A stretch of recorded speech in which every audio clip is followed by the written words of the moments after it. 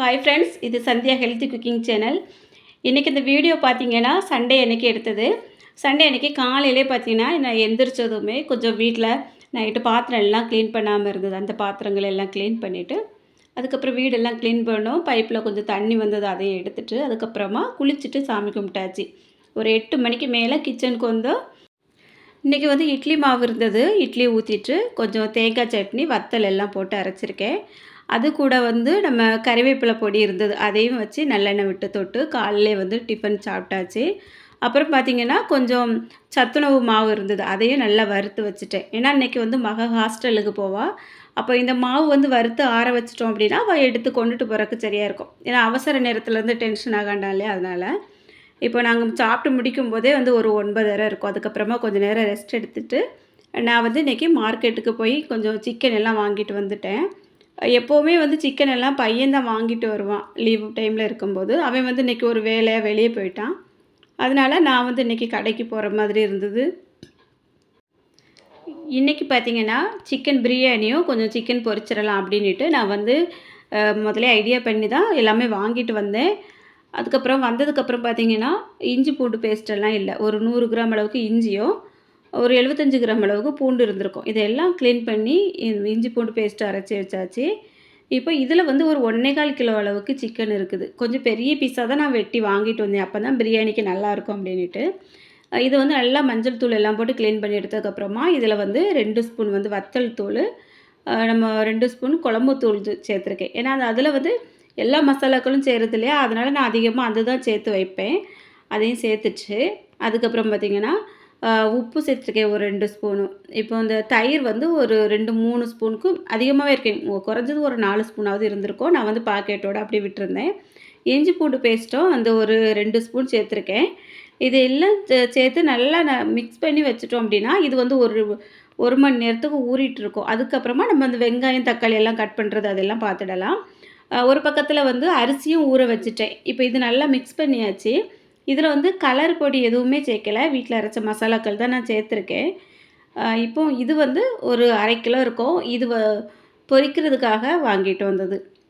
இதில் கொஞ்சமாக கேசரி பவுடர் வந்து சேர்த்துருக்கேன். பார்த்திங்கன்னா உங்களுக்கே தெரியும், அதில் ரொம்பவே கலர் தெரிஞ்சிருக்காது, லைட்டாக ஒரு கலருக்காக தான். அதுக்கப்புறம் பார்த்திங்கன்னா 1 ஸ்பூன் அளவுக்கு இஞ்சி பூண்டு பேஸ்ட்டு சேர்த்துட்டேன். இதில் பார்த்திங்கன்னா ஒரு 2 ஸ்பூன் அளவுக்கு தனி மிளகாய் தூள் இருக்கு இல்லையா, அது வந்து நான் சேர்த்துட போகிறேன். இதில் வந்து காஷ்மீர் வத்தல் எல்லாம் நம்ம சேர்த்து போட்டு அரைச்சிக்கிறதுனால கொஞ்சம் கலர் இருக்கும்.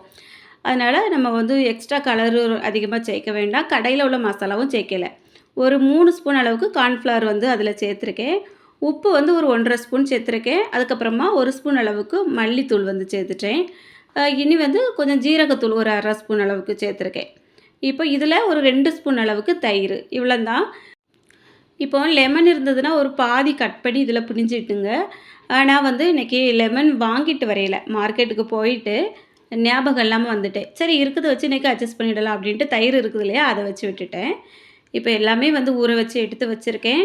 அரிசி வந்து நான் 1 கிலோ அளவுக்கு ஊற வச்சுருக்கேன். இப்போ 1.25 கிலோ அளவுக்கு இறைச்சி இருக்குது இல்லையா, 1 கிலோ அளவுக்கு நம்ம அரிசி சேர்த்தோம் அப்படின்னா சரியாக இருக்கும். அரிசி பார்த்திங்கன்னா நான் அன்றைக்கி பாஸ்மதி ரைஸ் வந்து சேர்க்கலை. நம்ம நார்மலாக யூஸ் பண்ணக்கூடிய பொன்னி அரிசி தான். எங்கள் வீட்டில் வந்து இந்த அரிசியில் பிரியாணி வச்சா ரொம்ப விரும்பி சாப்பிடுவாங்க பிள்ளைங்க. அதோட டேஸ்ட்டுமே ரொம்ப நல்லாயிருக்கும். அந்த பாஸ்மதி ரைஸ் வந்து ஒரு கொஞ்சம் பச்சை அரிசி வெக்க அடித்தது போலவே இருக்கும். அது ஒரு சில நேரங்களில் நல்லா இருந்த மாதிரியே தோணாது. இந்த அரிசியில் வந்து செஞ்சு சாப்பிட்டோம் அப்படின்னா ரொம்பவே நல்லா இருந்த மாதிரி இருக்கும். அதனால் அதிகமாக நம்ம வீட்டில் எப்போவுமே பையில் இருக்கும் இல்லையா, ஒரு பிரியாணி வைக்கணும் அப்படின்னாலே டக்குனு எடுத்து போட்டு வைக்கிற மாதிரி நாங்கள் வந்து வச்சுடுவோம். நீங்கள் வந்து இது வரைக்கும் செஞ்சதில்லை அப்படின்னா ஒரு டைம் வந்து செஞ்சு பாருங்கள்.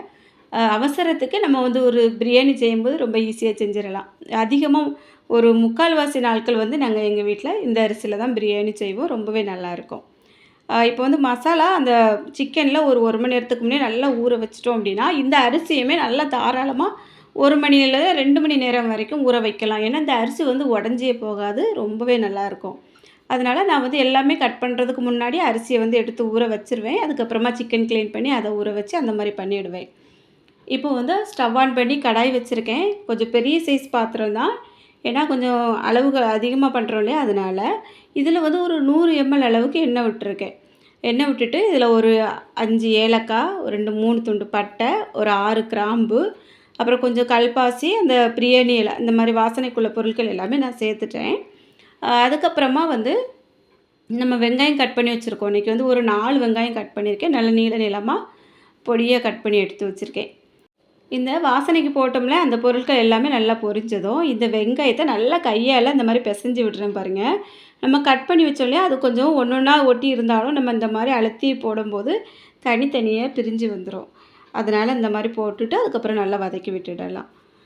இதில வந்து சொல்ல மறந்துட்டேன். ஒரு 100 கிராம் அளவுக்கு எண்ணெய் சேர்த்துருக்கேன். அதில வந்து ஒரு பெரிய ஸ்பூனுக்கு 1 ஸ்பூன் அளவுக்கு நெய் சேர்த்துருக்கேன். அதுக்கப்புறமா எல்லா பொருட்களும் சேர்த்தேன். அத சொல்ல மறந்துட்டேன். அ பிரியாணிக்கு வந்து எண்ணெயும், நெய்யும் சேர்த்து வைக்கும்போது தான் ரொம்பவே நல்லாயிருக்கும். இப்போ இந்த வெங்காயம் வதங்குறதுக்காக 1 ஸ்பூன் உப்பு சேர்த்துட்டு, கொஞ்சம் மஞ்சள் தூளும் சேர்த்து நல்லா மிக்ஸ் பண்ணி மூடி போட்டு விட்டுட்டேன். இது அது பாட்டுக்கு இருந்து அது நல்லா வதங்கிரும். இந்த மாதிரி மூடி போட்டு வைக்கும்போது. கொஞ்சம் மீடியம் ஃப்ளேமில வச்சிடலாம். இப்போ வந்து ஒரு சின்ன சைஸில சின்ன சின்ன சைஸா தான் இருக்கும். நெல்லிக்காய் சைஸில தான் நான் தக்காளி வாங்கிட்டு வந்திருந்தேன். அத வந்து ஒரு 5 தக்காளி கட் பண்ணியிருக்கேன். இது வந்து நம்ம நார்மலா வைக்கிறதா இருந்தா, இந்த அளவுக்கு பிரியாணி வச்சோம் அப்படின்னா, கண்டிப்பா ஒரு 1/4 கிலோவுக்கும் மேல போடுவோம். 1/2 கிலோ தக்காளியாவது நம்ம கட் பண்ணி போட்டுருவோம். அந்த மாரி போட்டுருவோம். ஆனா, இப்போ வந்து நான் மொத்தமே கட் பண்ணதே ஒரு 200 கிராம் அந்த அளவு இருக்கும். 200 கிராமுக்கு கம்மியா தான் இருக்கும் அப்படின்னு நெனைக்கிறேன். அதே நீளம் நீளமா கட் பண்ணி எடுத்துட்டேன். இப்போ இதில பச்சை மிளகாய் போட மறந்துட்டேன். ஒரு 3 பச்சை மிளகாய் லைட்டா கீறி போட்டிருக்கேன். அது ரொம்ப கீறி போட்டாலும் எல்லா இடமும் விதையா இருக்கும். அதனால அப்படி போடாம லேசா கீறி விட்டு போட்டிருக்கேன். அதுவும் நல்லா வதங்கிட்டு இருக்க டைம்ல நம்ம வந்து ஒரு பக்கத்தில புதினா, மல்லி இலை எல்லாமே எடுத்து தண்ணியில நனைய வச்சிருந்தேன். ஏன்னா நெறைய மண் இருந்ததுன்னா, நம்ம ஒரே டைம்ல அலசி எடுக்கும்போது வராது. அப்ப நம்ம கொஞ்ச நேரம் தண்ணியில போட்டு ஊற வச்சுட்டோம் அப்படின்னா, அத அலசி எடுக்கும்போது மண் எல்லாமே அடியில தங்கிரும். அதனால அதையுமே அலசி எடுத்துட்டு, நல்லா தண்ணி வடிய வச்சிரலாம். இந்த மாரி நம்ம வந்து ஒவ்வொரு வேலையா பார்த்துட்டு இருக்கும்போது, நமக்கு இது வதங்குற டைம்ல நம்ம சும்மா இருக்க வேண்டாம். ஒரு வேளை பார்த்தோம் அப்படிங்கிற மாதிரி இருக்கும். இப்ப நல்லா வதங்கிட்டு பாருங்க. இதில வந்து கட் பண்ணி வச்சிருக்க தக்காளிய சேர்த்துக்கிட போறேன்.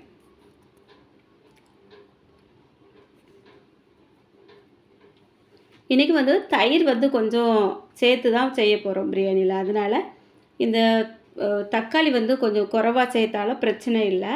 இப்போ இதுவும் நல்லா வதங்குனதுக்கு அப்புறமா நான் வந்து இதில இஞ்சி பூண்டு பேஸ்ட்டு சேர்த்துட போறேன்.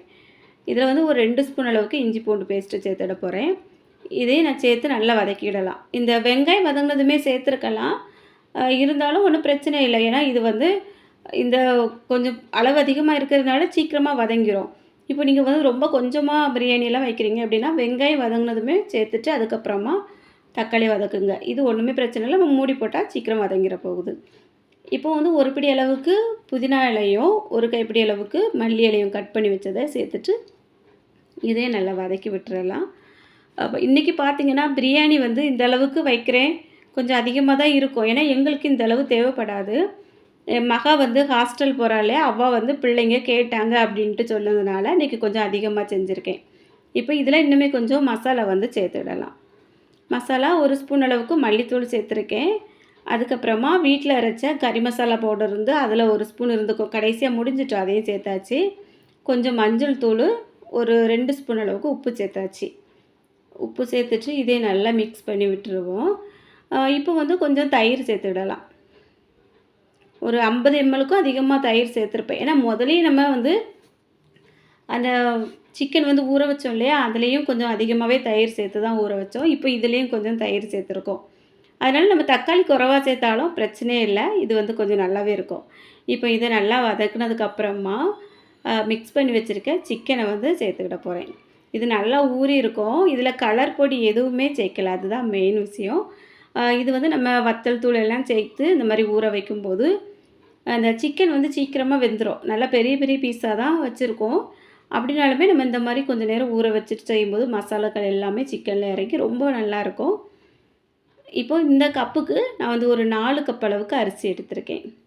அத வந்து எடுத்து ஊற வச்சிருந்தேன் இல்லையா? இப்போ அந்த கப் அளவுக்கு ஒரு 8 கப் அளவுக்கு தண்ணி எடுத்து நான் வந்து சுட வச்சுக்கிட போறேன்.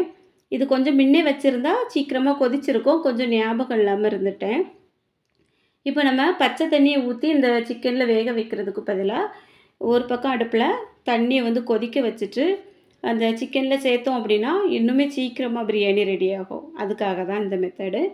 இத வந்து நல்லா கொஞ்சம் கொஞ்சம் கலந்து விட்டுட்டு அப்படியே வைக்கலாம். ஏன்னா, இதில தயிர் எல்லாம் சேர்த்துருக்கோம் பாருங்க, இதெல்லாம் கொஞ்சம் தண்ணி விட்டு வரும். அதனால் ஒரேடியா நம்ம அப்படியே மூடி போட்டு விட்டோம்னாலும் அடியில பிடிச்சிரும். அதனால் அப்பப்போ லைட்டாக கலந்து விட்டுட்டு பாருங்கள், இப்போ வந்து ஒரு 10 நிமிஷம் அப்படியே கொஞ்சம் மீடியம் ஃப்ளேமில் வச்சுருந்தேன். சிக்கனும் ஓரளவுக்கு கொஞ்சம் வெந்திருக்கு. நல்லா அந்த இதில் இருந்த தண்ணியெல்லாம் பிரிஞ்சு வந்திருக்கு. இப்போ அந்த பக்கத்தில் வந்து தண்ணி நல்லா சூடாயிட்டு அதையும் இதில் சேர்த்துட்டேன். இதை இப்போ நல்லா கலந்து விட்டுருவோம்.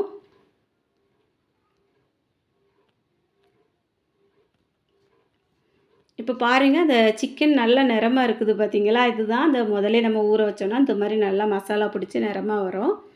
இப்போ தண்ணி வந்து கொஞ்சம் கொதி வந்துச்சு. இதுக்கப்புறமா நம்ம வந்து கழுவி வச்சுருக்க அரிசியை சேர்த்துடலாம். அரிசியை நல்லா தண்ணி வடிச்சிட்டு சேர்த்துருவோம். ஏன்னா நம்ம வந்து ஏற்கனவே அளவாக தண்ணி வச்சாச்சு. நீங்கள் வந்து பாஸ்மதி ரைஸ் எடுக்கிறீங்க அப்படின்னா 1 கப் அரிசினா 1 1/2 கப்பு தண்ணி தான் வைக்கணும். இதில் வந்து நான் 2 கப்பு அந்த மாதிரி தான் கணக்கு பண்ணி வைப்பேன். நம்ம நார்மலாக குக்கரில் சாப்பாடு வைக்கணும் வைப்போம் இல்லையா, அதே மாதிரி தான். ஆனால் இதில் வந்து கொஞ்சம் தயிர் எல்லாமே சேர்த்துருக்கோம். அதிலேயே கொஞ்சம் தண்ணி நின்னது நீங்கள் கவனிச்சிருப்பீங்க. அதனால் இது வந்து நம்ம சாதம் வந்து நல்லா வெந்து வரும்போது ரொம்பவே பஞ்சு போல் இருக்கும். இந்த மாதிரி வந்து நான் செய்கிறது பிள்ளைங்களும் ரொம்ப விரும்பி சாப்பிடுவாங்க. ரொம்ப நல்லாயிருக்கு அப்படின்னு தான் சொல்லுவாங்க. இப்போ வந்து நம்ம கடையில் உள்ள மசாலாக்கள் எதுவுமே சேர்க்கலை. நீங்கள் வந்து பார்த்துருப்பீங்க. நான் வீட்டில் இருந்த மசாலாக்கள் எல்லாம் தான் சேர்த்துருப்பேன். அதில் மல்லித்தூள் மட்டும் கொஞ்சம் தனியாக உள்ளது வந்து சேர்த்துருப்பேன். அது கடையில் வாங்கினது. மற்றபடி எல்லா பொருட்களுமே நான் வீட்டில் இருக்கிற மாதிரி தான் போட்டு வைப்பேன். இந்த பிரியாணி மசாலா வந்து நான் சேர்த்து வச்சேன் அப்படின்னா, என்னவோ எனக்கு பிடிக்காது. கொஞ்சம் கசப்பு தட்டுற மாதிரி இருக்கும். அதனால நான் எப்போவுமே கடையில் வாங்குகிற பிரியாணி மசாலா வந்து வச்சு பிரியாணி வைக்கவே மாட்டேன். நார்மலாக எப்போவுமே இந்த மாதிரி வைப்பேன். ரொம்பவே நல்லாயிருக்கும். இன்னும் ஒரு சில கொஞ்சம் வித்தியாசமான பிரியாணிகள் எல்லாமே வைக்கும்போது அது கொஞ்சம் வேறு மாதிரி வைப்போம். அந்த மாதிரி ஒவ்வொரு முறையும் வந்து நம்ம மாற்றிடலாம். நார்மலாக நம்ம வந்து ஒரு அதிகமாக வைக்கக்கூடிய பிரியாணி அதுனா அந்த மாதிரி தான் இருக்கும். இப்போ வந்து பிரியாணிக்கு நம்ம அரிசி எல்லாம் போட்டு வச்சுட்டோம் இல்லையா, இது வந்து ஒரு கொதி வரட்டும். இப்போ நம்ம அந்த கிச்சனில் அந்த பக்கத்தில் அவ்வளவும் எடுத்து வச்ச மேனிக்கு அப்படி அப்படியே இருக்குது. இதெல்லாம் கொஞ்சம் ஒதுக்கி அந்தந்த இடத்துல எடுத்து வச்சுக்கிடுவோம். இப்போ அரிசியும் நல்லா கொதி வந்துச்சு. இதில் வந்து இந்த மாதிரி நல்லா நுர கட்டி நிற்கிது பார்த்தீங்களா, அதை நல்லா தெளிய விட்டுட்டு அந்த நடுவில் இருந்து எடுக்கணும். அந்த ஆயில் வராத அளவுக்கு கொஞ்சம் தண்ணி எடுத்து நம்ம குடிச்சு பார்க்கணும் எப்படி இருக்குது அப்படின்ட்டு. இந்த டைமில் உப்பு உரைப்பெல்லாம் காணாமல் இருந்ததுன்னா இப்போ கரெக்டாக சேர்த்துறணும். நம்ம பிரியாணிக்கு வந்து உப்பு லைட்டாக கரிக்கிற மாதிரி இருக்கணும். ரொம்பவும் அதிகமாக இருக்கக்கூடாது, கொஞ்சம் கம்மியாகவும் இருக்கக்கூடாது. இப்போ நம்ம நாக்கில் வச்சு பார்த்தோன்னா லைட்டாக சூருன்னு இருந்தால் போதும். உப்பு கொஞ்சம் கம்மியாக இருந்தது, அதுவும் நான் சேர்த்துட்டேன். இப்போ காரம் கொஞ்சம் கம்மியாக இருந்தது போல் தெரிஞ்சு ஒரு 1/2 ஸ்பூன் அளவுக்கு வத்தல் தூள் வந்து சேர்த்துட்டேன். சேர்த்துட்டு இதை நல்லா மிக்ஸ் பண்ணி விட்டாச்சு. இனி வந்து நம்ம சிக்கன் வந்து ஊற வச்சுருக்கோம் இல்லையா, அதை வந்து பொரிக்கணும். நான் இதை வந்து இன்னொரு அடுப்புக்கு மாற்றிட்டு அப்படியே வந்து கொஞ்சம் மீடியம் ஃப்ளேம்லேயே வச்சுக்கிட போகிறேன். அரிசி நல்லா ஊறி இருக்கிறதுனால சீக்கிரமாக ரெடி ஆகிரும். இப்போ இந்த பக்கத்தில் கடாயை வச்சுட்டு நம்ம எண்ணெய் ஊற்றி பொரிச்சிடலாம். எண்ணெய் பார்த்திங்கன்னா கட் பண்ணினேன், ஆனால் பாட்டிலில் ஊற்றுறதுக்கு நேரம் இல்லை. சரி இதெல்லாம் முடிச்சுட்டு கடைசியில் ஊற்றிடலாம் அப்படின்ட்டு ஒரு பாத்திரத்துக்குள்ளே வச்சு அப்படியே வச்சுருக்கேன் சிந்தாத அளவுக்கு. இப்போ கிச்சன் மேடையும் கொஞ்சம் க்ளீன் பண்ணியாச்சு. இந்த எண்ணெய் வந்து கொஞ்சம் நல்லா சூடாகட்டும். நல்லா சூடாகினதுக்கப்புறம் தான் நம்ம வந்து சிக்கனை சேர்க்கணும். அப்போ தான் அந்த சட்டியில் வந்து ஒட்டாமல் வரும். இன்றைக்கி மார்க்கெட்டில் ஜாமான் எல்லாம் வாங்கும்போது நான் என்ன பண்ணேன் அப்படின்னா, சிக்கன் பொரிக்கும் மசாலா தாங்க அப்படின்ட்டு கேட்டேன். அதுக்கப்புறமும் பார்த்திங்கன்னா யோசிச்சுட்டு சரி வேண்டாம் இதையே போட்டு வாங்கிட்டு போகணும், நம்ம தான் வீட்டில் இருக்க மசாலாலாம் ரெடி பண்ணிடலாமே, கொஞ்சம் கார்ன்ஃப்ளவரு அந்த இஞ்சி பூண்டு பேஸ்ட்டு இதெல்லாம் சேர்த்தாலே முடிஞ்சு போச்சு. இந்த மாதிரி நம்ம வீட்டில் இருக்கிறத சேர்த்தாலே போதும், ரொம்பவே நல்லாயிருக்கும். இதுக்காக கடையில் இருந்து மசாலா வாங்கிட்டு வரணும், அது வந்து எவ்வளோ நாளைக்கு முன்னே ரெடி பண்ணியிருக்காங்க அப்படிங்கிறதும் தெரியாது, அதில் என்னென்ன பொருட்கள் சேர்க்குறாங்கங்கிறதும் நமக்கு தெரியாது. அந்த பொடி தட்டினதும் ஏதோ கலர் அப்படியே சிகப்பாக வந்துடும். வந்தோடனே நமக்கு கொஞ்சம் பார்க்குறதுக்கு கண்ணுக்கு குளுமையாக இருக்கும். நல்லா கலர்ஃபுல்லாக இருக்குது அப்படின்ட்டு. அந்த மாதிரி இல்லாமல் நம்ம வீட்டில் இருக்கிற மாதிரியே ரெடி பண்ணி நம்ம பிள்ளைங்களுக்கு கொடுக்கலாம். பார்த்திங்கன்னா இதில் நான் கொஞ்சமாக கலர் பொடி சேர்த்தேன். ஏன்னா அந்த பிள்ளைங்க கேட்பாங்க, கொஞ்சம் இந்த கலர் இன்றைக்கி கம்மியாக இருக்குது, மசாலா சரியில்லையோ அப்படின்ட்டு. அதனால் அப்படி கேட்கக்கூடாது அப்படிங்கிறதுக்காக லைட்டாக சேர்த்துருக்கேன். இருந்தாலும் பரவாயில்ல, இதுவே நல்லா கலராக தான் இருந்து. இப்போ இன்னொரு பக்கத்தில் பாருங்கள், பிரியாணி ஓரளவுக்கு ரெடி ஆகிட்டு நல்லா தண்ணி எல்லாமே அப்படியே சுண்டி வந்துட்டு, இப்போ நல்லா நிரப்பு பண்ணி விட்டுட்டு அப்படியே மேலாட்டில் கொஞ்சம் நெய் எடுத்து நம்ம அப்படியே எல்லா இடமும் படுற மாதிரி ஊற்றி விட்டுறலாம். நெய் பார்த்திங்கன்னா மெல்ட் ஆகலை, கட்டி அப்படியே ஒரே இடத்துல விழுந்துட்டு. இதை இப்போ நான் அப்படியே கரண்டி வச்சு எல்லா இடத்துலையும் அப்படியே தடவி விட்டுட்டேன். தோசைக்கு தடவுற மாதிரி காமெடியாக இருந்தது. அப்படியே தடவி விட்டாச்சு. இது வந்து அப்படியே சூட்டுலே எல்லா இடமும் இறங்கி அப்படியே அடி வரைக்கும் போயிரும். இப்போ அடுப்பு வந்து சிம்ல தான் வச்சிருக்கேன். இப்போ கொஞ்சம் மல்லி இலைகள் இருக்குது. அதையும் அப்படியே மேலாட்டுல தூவி, நம்ம வந்து மூடி போட்டு வச்சிட வேண்டியது தான். இப்போ வந்து இன்னும் ஒரு 5 நிமிஷத்துக்கு அப்படியே சிம்ல வச்சோம் அப்படின்னா, பிரியாணி வந்து சூப்பரா ரெடி ஆயிரும். இதில ஒரு பருக்க கூட அப்படியே அடியில ஒட்டவே ஒட்டாது. அந்த அளவுக்கு சூப்பரா வரும். நம்ம சிம்ல வச்சுட்டு, மேல நல்ல ஒரு வெயிட் தூக்கி வச்சுட்டு அப்படியே விட்டா போதும். அதுக்கப்புறமா ஒரு 5 நிமிஷத்தில அப்படியே ஆஃப் பண்ணிட்டு, அப்படியே க்ளோஸ் பண்ணியே வச்சுருங்க. ஒரு 10 நிமிஷத்துக்கு அப்புறம் ஓப்பன் பண்ணா, ரொம்ப பஞ்சு போல இருக்கும். நல்லாருக்கும். நல்லா உதிரி உதிரியாவும், நல்லா பஞ்சு போலயும் அழகா இருக்கும். பார்த்தீங்கன்னா, லெமன் வந்து இன்னைக்கு பிழிஞ்சு விடவே இல்ல. இப்போ வந்து நல்லா ரெடி ஆயிட்டு, சிக்கனையும் பொரிச்சு எடுத்தாச்சு. பாருங்க எப்படி இருக்குது அப்படின்னுட்டு. இந்த சண்டே பார்த்தீங்கன்னா, ரொம்ப ரிலாக்ஸா மனசுக்குமே கொஞ்சம் நிம்மதியா நல்லா இருக்கிற மாதிரி இருந்தது. அதனால இன்னைக்கு வந்து கொஞ்சம் பிரியாணி எல்லாம் செஞ்சாச்சு. வீடியோவும் எடுக்கிற மாதிரி இருந்தது. இல்லைன்னா கொஞ்சம் மூட் அவுட்டா இருந்தேன் அப்படின்னா, வீடியோ எடுக்கிறதுக்கே மனசு வராது. இன்னைக்கு கொஞ்சம் நெறைய செஞ்சதுக்கு காரணம் என்னென்னா, என் பிள்ளைங்களோட ஃப்ரெண்ட்ஸ் அவங்க வந்து நம்ம ஹாஸ்டலுக்கு போனாலே, அம்மா வந்திருக்காங்கன்ன உடனே ஓடி வந்து பார்ப்பாங்க. இப்போ நம்ம பெத்த பிள்ளைங்க மாரி ஓடி வந்து பார்க்கும்போது, நம்மளுக்கு அவங்களுக்காகவே ஏதாவது கொண்டு போணும். அந்த மாரி நான் எப்பவுமே என்கிட்ட இருந்தது பிள்ளைக்கு கொண்டு போறேன்னா, அவங்களுக்கும் சேர்த்து தான் கொண்டு போவேன். ஒரு டைம் வந்து பிரியாணி வந்து செஞ்சு கொண்டுட்டு போயிருந்தேன். நான் சாப்பிட்டுட்டு நல்லாயிருக்கு அப்படின்னு சொன்னாங்க. அதனால இப்போ அடிக்கடி கேட்பாங்க போகும்போதெல்லாம், "பிரியாணி கொண்டுட்டு வந்திருக்கீங்களா?" அப்படின்னிட்டு. அதனால இன்னைக்கு என் மகா வந்து கேட்டா, "பிரியாணி செஞ்சு தாங்கம்மா நான் கொண்டுட்டு போறேன்." அப்படின்னதுனால, கொஞ்சம் அதிகமா செஞ்சாச்சு. ஒரு 2, 3 பேர் சாப்பிடுற மாதிரி அங்கேயும் குடுத்து விட்டாச்சு. இன்னைக்கு இப்போ இத சாப்பிட்டு முடிக்கும்போதே ஒரு 2 மணி அதிகமா ஆயிட்டு. அதுக்கப்புறமா அவளையும் வந்து பஸ் ஏத்தி அனுப்பியாச்சு. இந்த சண்டே வந்து ரொம்பவே நல்லா போனது. மனசுக்கும் ரொம்ப ரிலாக்ஸா இருந்தது. இந்த சண்டே உங்களுக்கு எப்படி போச்சு அப்படிங்கிறதையும் கமெண்ட் பண்ணுங்க. இந்த வீடியோ பிடிச்சிருந்தா ஒரு லைக் பண்ணிருங்க. நீங்க இன்னும் என்னோட சேனல சப்ஸ்கிரைப் பண்ணலன்னா, சப்ஸ்கிரைப் பண்ணிட்டு பக்கத்துல இருக்க பெல் பட்டனையும் ஆன் பண்ணிருங்க. வீடியோ பொறுமையா பார்த்த எல்லாருக்கும் ரொம்ப ரொம்ப நன்றி. வணக்கம்.